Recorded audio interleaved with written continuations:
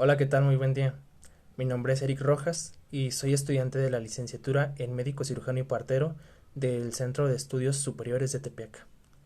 Y a continuación voy a hacer una breve presentación de lo que va a ser la cabeza y huesos del neurocráneo, tales como el hueso frontal y el hueso etmoides.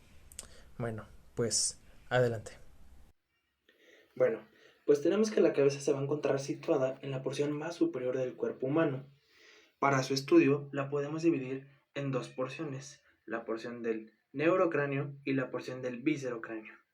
El neurocráneo es aquel que se va a encontrar en la porción más superior y posterior y que va a conformar a la fosa craneana. Este va a estar compuesto por 8 huesos, de los cuales 2 serán pares y los demás serán impares. Bueno, describiendo desde la porción más anterior y superior, vamos a tener al hueso frontal.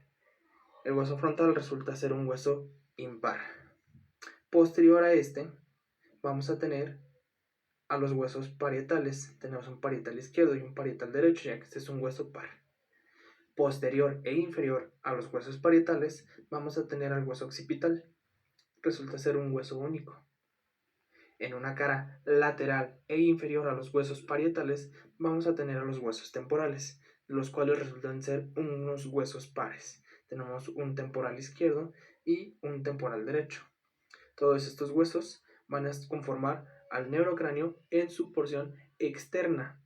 En una porción interna a la bóveda craneana vamos a tener a dos huesos más que conforman también parte del neurocráneo, los cuales serán el hueso etmoides, situado en una porción inferior y posterior al hueso frontal, y posterior al hueso etmoides vamos a tener al hueso esfenoides. Estos 8 huesos comprenden entonces, como ya lo dijimos, al neurocráneo.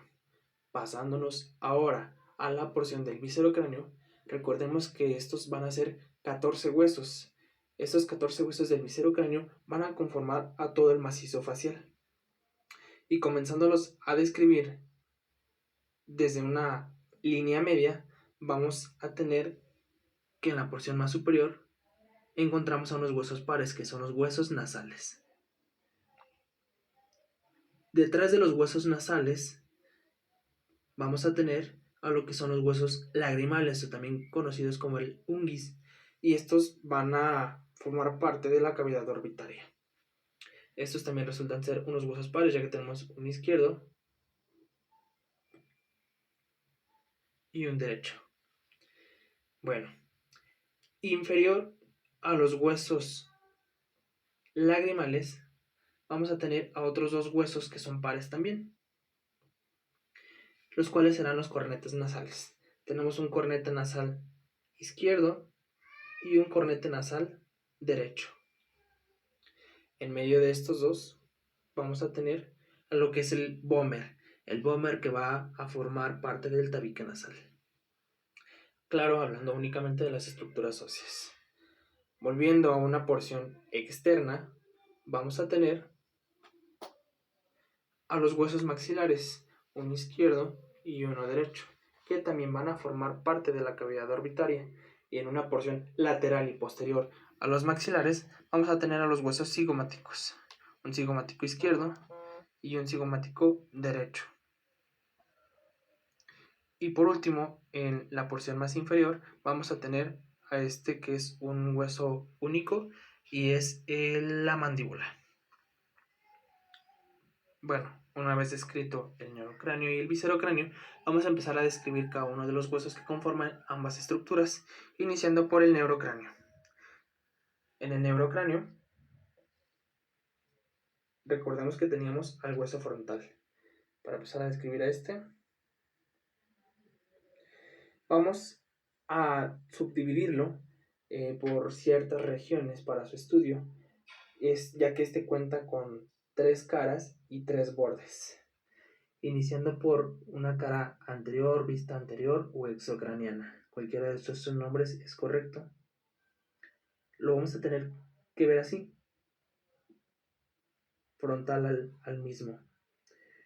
Bueno, ¿qué vamos a encontrar en esta vista anterior o exocraniana? Vamos a tener a una porción vertical y que esta porción vertical va a ser convexa. En esta línea media vamos a también encontrar lo que es la eminencia frontal, conocida también como glabela, que correspondería aproximadamente a este punto. Y debajo de esta eminencia o glabela vamos a tener a la sutura frontal o metópica. Esta sutura frontal o metópica es de origen embrionario, ya que en el desarrollo del feto como tal, el hueso frontal inicia siendo dos huesos diferentes, pero estos, conforme se va desarrollando el feto, se va a unir, y como indicio de que esto sucedió, pues tenemos a lo que es la sutura frontal o metópica, que pues fue el cierre final de este hueso, ¿no? Para que sea un hueso único. También vamos a tener a lo que son las eminencias frontales. Estas se van a encontrar laterales a la línea media. Vamos a tener a lo que son las crestas supraciliares. Vamos a también lograr ver los arcos supraorbitarios.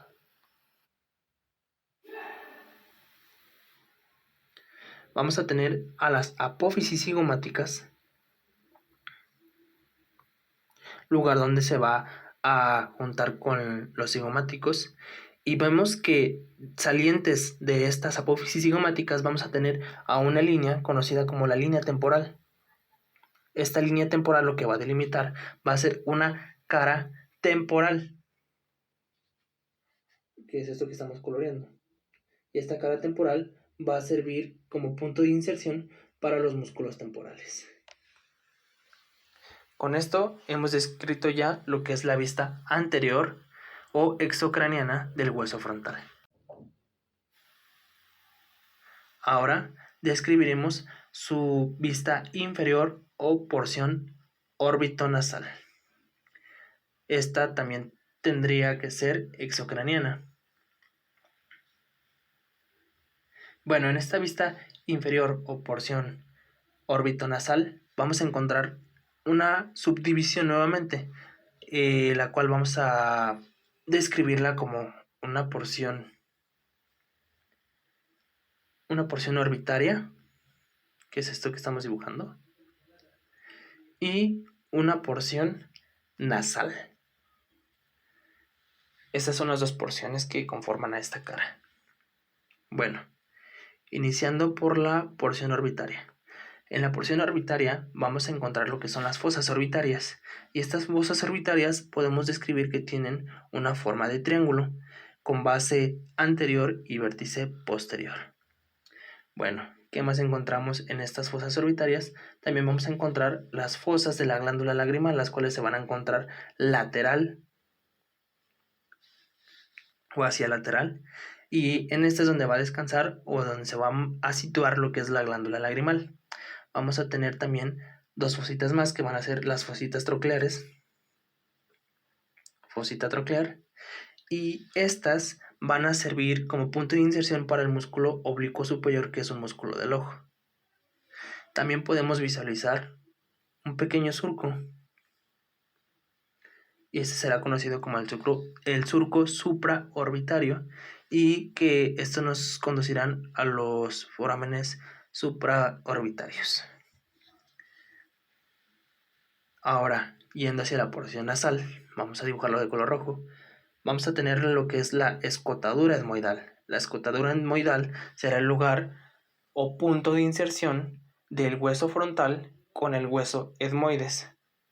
Este se va a anclar a lo que será a la porción horizontal del etmoides, y también será donde entre lo que es la crista gali. Más adelante lo veremos en la descripción del etmoides. Tendremos otra porción que será el borde nasal. El borde nasal es esto que estamos dibujando. Y en la línea media del borde nasal vamos a encontrar a nuestra espina nasal. Ok, ¿qué más hay de relevancia en esta vista inferior?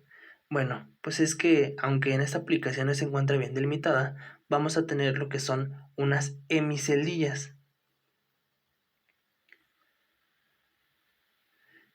Estas hemiceldillas van a formar parte como tal de una cavidad al juntarse con el hueso etmoides, ya que este también cuenta con algunas semiceldillas. Entonces, al juntar dos partes, por así decirlo, cóncavas, vamos a formar como tal una cavidad o una celdilla completa.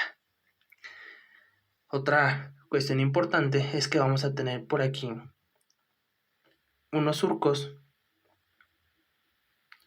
que, al juntarse con los surcos que vamos a tener en el hueso etmoides, vamos a formar ahora sí unos conductos por los cuales van a pasar algunas estructuras que estaremos describiendo en el hueso etmoides. Y pues prácticamente esto sería todo lo que podremos describir de la vista inferior del hueso frontal. Ahora nos iremos con su tercera vista o tercera cara, que esta será conocida también como una vista posterior o endocraneal. ¿Y qué estructuras podemos encontrar aquí? Bueno, en esta vista posterior o endocraneal vamos a tener inicialmente en la línea media lo que es la escama o porción vertical. Todo esto comprende a la escama o porción vertical, y cabe resaltar que esta va a ser cóncava. Bueno, a la altura de esta línea o porción horizontal vamos a encontrar lo que va a ser el surco del seno sagital. El surco del seno sagital pues va a ser un surco por donde va a pasar el seno sagital superior, el cual va a ser un vaso de gran tamaño. Continuando con este surco, pero ahora en forma de una como eminencia, la vamos a llamar una cresta frontal, que es esta que estamos viendo de color verde. Y esta cresta frontal pues es la que va a recibir a luz del cerebro. Debajo de esta cresta frontal se va a formar lo que es el foramen ciego, y este foramen ciego va a formarse gracias a dos estructuras, que es la cresta frontal y también a la crista gali del hueso etmoides. Podemos visualizar que también desde esta vista logramos ver a lo que es la escotadura etmoidal. Todas estas estructuras son las que corresponderían a la porción vertical, pero también tenemos la horizontal, para las cuales vamos a poder escribir dos estructuras. Lo que son las fosas frontales, y en una porción más inferior a estas vamos a tener lo que son las eminencias orbitarias. Y cabe señalar que estas eminencias orbitarias, estas van a ser convexas. Describiendo a las fosas frontales, van a ser cóncavas, y a las eminencias orbitarias, estas van a ser convexas. Porque recordemos que, pues, yendo hacia la cara inferior, vamos a tener la concavidad de lo que serán nuestras fosas orbitarias. Bueno, ya tenemos descrito así lo que son las tres caras para el estudio del hueso frontal. Ahora vamos a describir lo que son sus tres bordes. Bueno, iniciando por el borde anterior, vamos a dibujarlo. El borde anterior también es conocido como borde orbitonasal,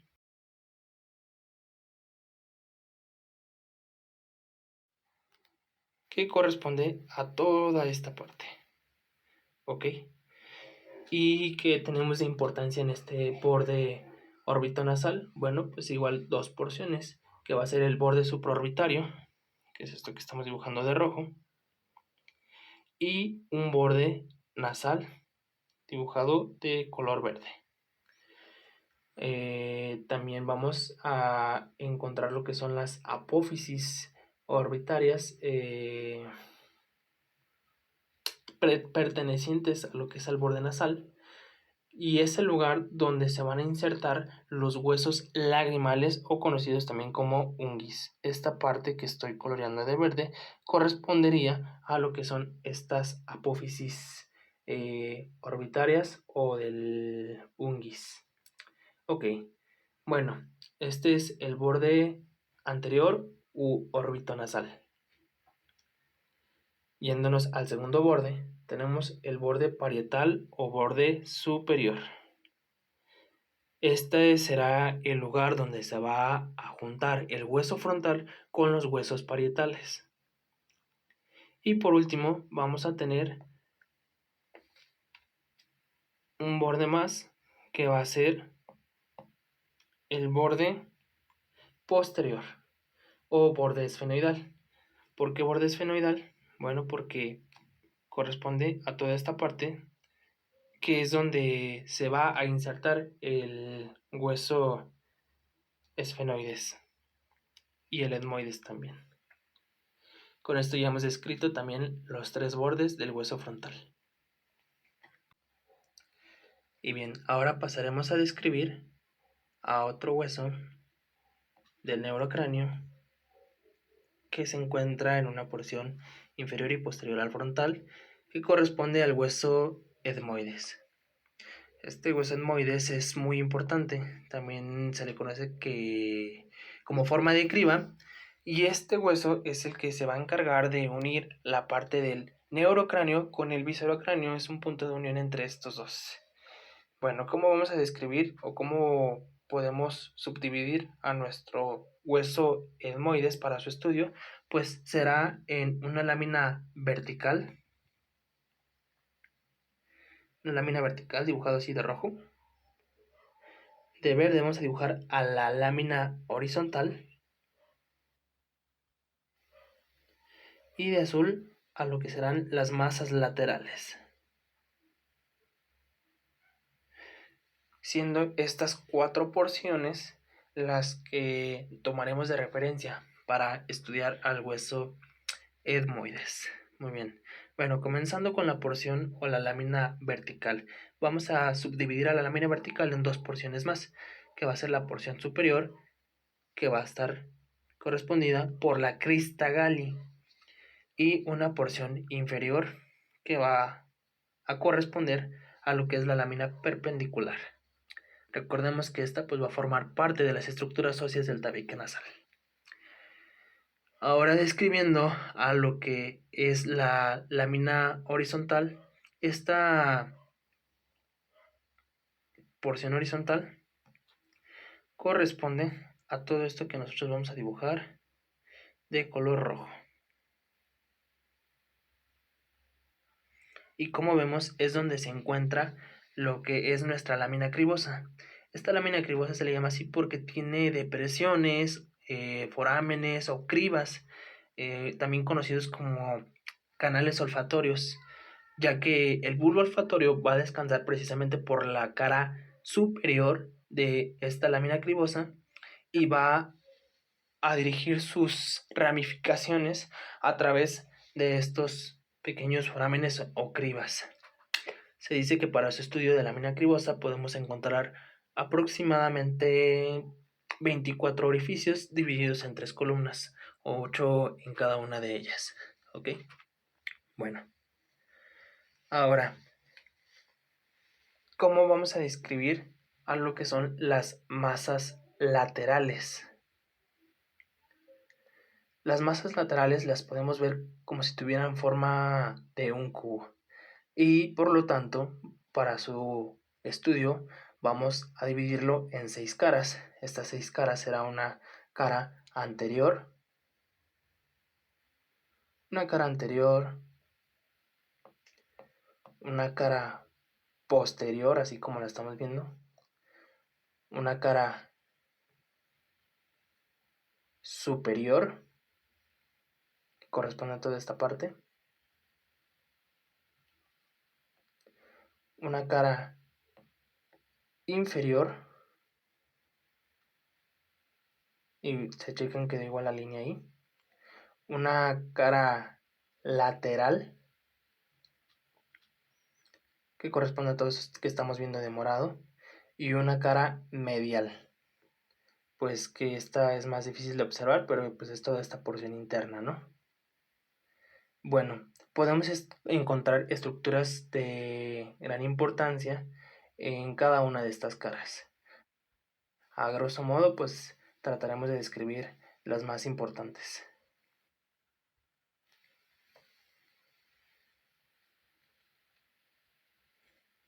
Bueno, iniciando por la cara anterior. Aunque en esta aplicación no se encuentra bien delimitada las estructuras que se deben de encontrar, nosotros vamos a dibujarlas.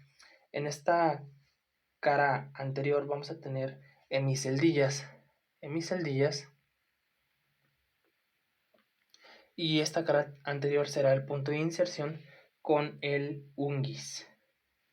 Después vamos a tener una cara posterior que también va a tener lo que son hemiceldillas, y estas hemiceldillas se van a convertir en celdillas al momento de juntarse con las hemiceldillas del esfenoides.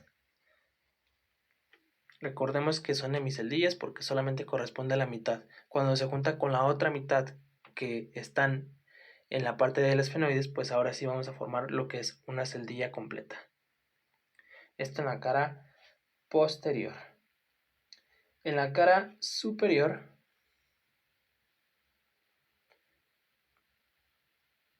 esta es importante, ya que como lo describimos, en el hueso frontal va a tener gran relevancia con el mismo. Aquí no están bien delimitadas las estructuras, pero vamos a hacerlo nosotros. Vamos a tener dos hemiceldillas etmoidales, las cuales, recordemos, se van a unir con las hemiceldillas del hueso frontal para formar así lo que son unas celdillas completas. Y habíamos descrito también que teníamos dos surcos, un surco anterior y un surco posterior. Si me preguntan cómo sé cuál es cuál, bueno, el surco anterior lo vamos a poder ubicar porque está en dirección hacia la lámina perpendicular o bien a la crista Galli. Del otro lado pues sería lo que es una cara posterior. Por lo tanto, este surco será nuestro surco anterior y este será nuestro surco posterior. Habíamos mencionado que a través de estos surcos, al juntarse con los surcos del hueso frontal, vamos a tener conductos, y por estos conductos vamos a tener ciertas estructuras importantes que van a pasar por ahí. Por el canal etmoidal anterior va a pasar la arteria etmoidal anterior también, y por el canal etmoidal posterior pues va a pasar la arteria posterior y el nervio esfenoetmoidal. ¿Ok? Bueno, esto para la cara superior del etmoides. Ahora vamos a describir la cara inferior. En esta cara inferior no tenemos muchas estructuras, pero lo que más podemos resaltar es que precisamente aquí será donde se va a articular lo que es el cornete inferior, ya que se puede pensar que el cornete inferior pues es parte del mismo etmoides, pero no, en realidad estos cornetes, recordemos, son ajenos al mismo, ¿no? Pero que es importante mencionarlos para la descripción de la cara media de este hueso, y más adelante lo estaremos viendo por qué. Bueno, antes de llegar a esa parte, en la cara lateral vamos a tener, o la vamos a conocer también como es una lámina papiricia u orbitaria, y esta va a representar lo que es la pared medial orbitaria, ¿no? Es lo principal que podemos decir de esta cara. Y ahora sí, vamos con la cara medial. Nuestra cara medial es la última que vamos a describir. Bueno, ¿por qué les mencionaba lo de los cornetes? Es importante, ya que aunque los cornetes inferiores no son parte del mismo etmoides, pero sí ayudan a conformar ciertas estructuras en conjunto.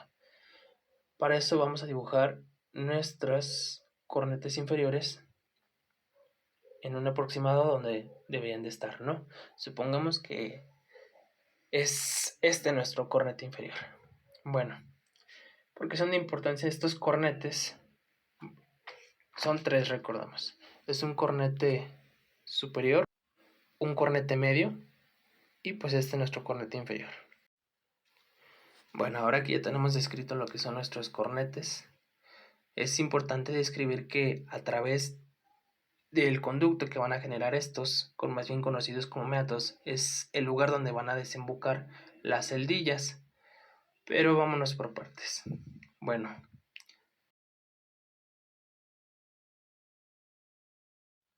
como dije, tenemos aquí nuestro cornete superior, ¿no?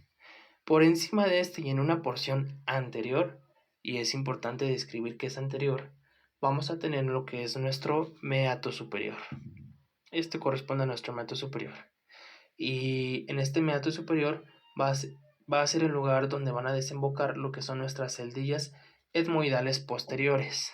Aquí desembocan nuestras celdillas etmoidales posteriores.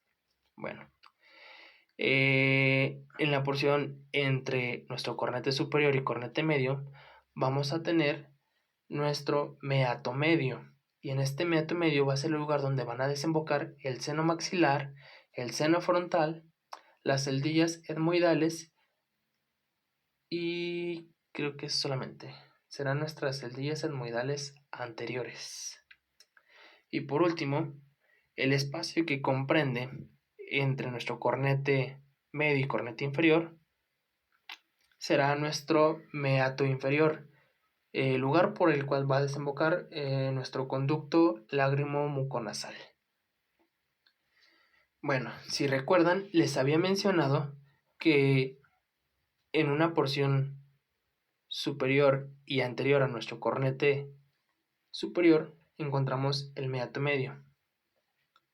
Y en una porción posterior y superior a nuestro cornete superior, precisamente lo que corresponde a esta parte, este es nuestro cornete superior y esto que acabo de dibujar de verde va a corresponder a lo que es el ático esfenoetmoidal y será el lugar donde va a desembocar nuestro seno esfenoidal. Y bueno, pues estas son todas las estructuras que podemos describir de nuestro hueso etmoides. Espero que este video haya sido de su agrado y lo principal que sea de su entendimiento para que puedan utilizarlo para fines didácticos y de estudio. Me despido y agradezco. Buen día.